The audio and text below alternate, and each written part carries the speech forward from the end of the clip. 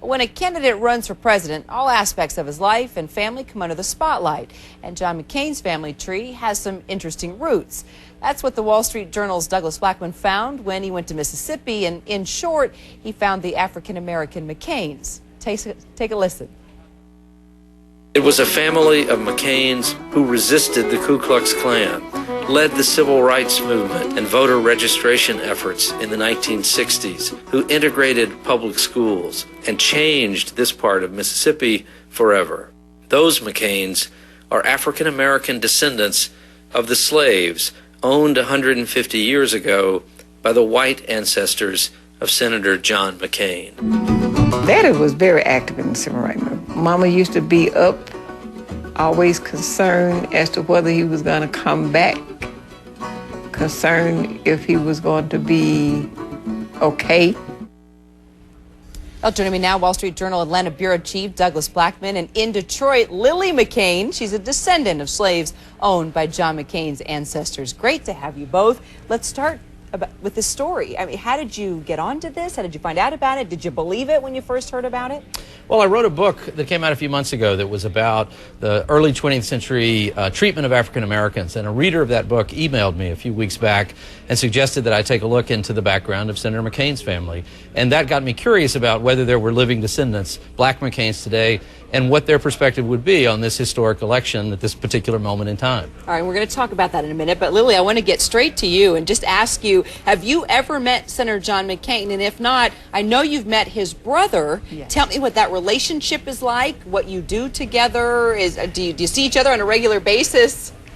We've had the pleasure of meeting Joe McCain, and he attends the reunions at TEOC.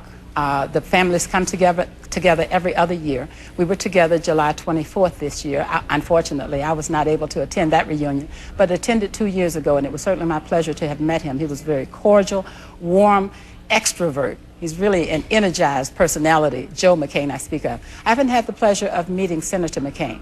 Do you think it could make a difference with regard to diversity issues of race, if John McCain did participate? I think it probably could. It would give him an opportunity to know us. I emailed him back in 2000 to remind him of his ties to TEOC, Mississippi. I heard him say on, I believe it was Meet the Press, that his ancestors owned no slaves. Well, I certainly have carried the name McCain from the beginning of my life, and I've known of the ties to John McCain, and tried to get him to communicate with me about that, but he has been unwilling, at least to date. Well, he actually found out in 2000, to be fair to the senator there, and he did come forward and gave this quote, how the TEOC descendants have served their community and by extension to their country is a testament to the power of family love, compassion, and the human spirit. And then he added in the statement, an example for all citizens. But Doug, why doesn't he acknowledge this more and visit with the family members and take part in these reunions when his brother does? Well, the McCain campaign told me when I talked to them about this that he hasn't been to any of the family reunions simply because of scheduling conflicts, that there's not a decision not to do that. But the important thing to me about this story is that it's not about whether the fact that his family owned slaves 150 years ago says something about John McCain today. What this is really a story about is the triumphal way in which the black McCains, who descended from slavery, have achieved so much over the last generations, fighting off the Ku Klux Klan, integrating the schools in this place in Mississippi where things were really tough for a very long time. Lillie McCain and her siblings are just tremendous people. And so these are the kinds of folks who changed America, but also the way that the white McCains have broken from that legacy as well. Without both of those things happening, we wouldn't be having the historic events we're seeing this year. Well, interesting, as we look at the family tree here, the black McCains, the white McCains. Lillie, do you I mean, from the history that you know and what you've been able to find out through family members, originally the black McCains and the white McCains, what do you think the black McCains took away from the white McCains years and years ago, if anything? Was there some sort of relationship or influence that led the black McCains to be such civil rights activists, strong people, doing amazing things for the black culture, as Doug has mentioned? Maybe that sense of determination to not only develop our potentials, but to somehow contribute to the stability and the growth of this country. My father was a World War II veteran. My brother served in the military. I served in the military, as did my sister. And as was mentioned earlier, and we are so indebted to Douglas Blackmon for having conducted the research to complete the history and bring this to our revelation. Now, it was so important for us to just do what we're capable of doing to make a difference. The civil rights era, as Doug mentioned, I was involved in marches and so forth, and did in fact graduate from J.Z. George High School, one of the first African Americans to have graduated back in 1969. Well, you definitely have an amazing family, Lillie, that's for sure. Doug, is there a biological connection, and have DNA tests ever been done between the families? I don't know of any DNA tests, and I'm fairly confident there haven't been any, at least not as relate to Lillie says Lillie no McCain's too. family, right? Okay. It's certainly the case that it's the oral history of the African American McCains that they are related, going back to slavery times. The white McCains that I talked to generally said that if that's the case, they never knew that, and also say, does it really matter? That's a question that many readers of the story, many people listening right now probably are saying to themselves, does that matter? And there are a lot of different answers to that question. Yeah. Lillie, go ahead.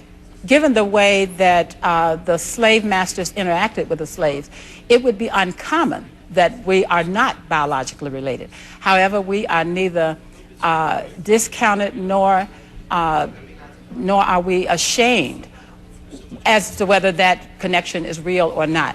The important thing, as was mentioned earlier, is that we have come so far in such a short period of time. When I consider that I am the 5th generation from slavery, that in fact my grandfather's grandfather was a slave, that is just tremendous that we in this country have come so far.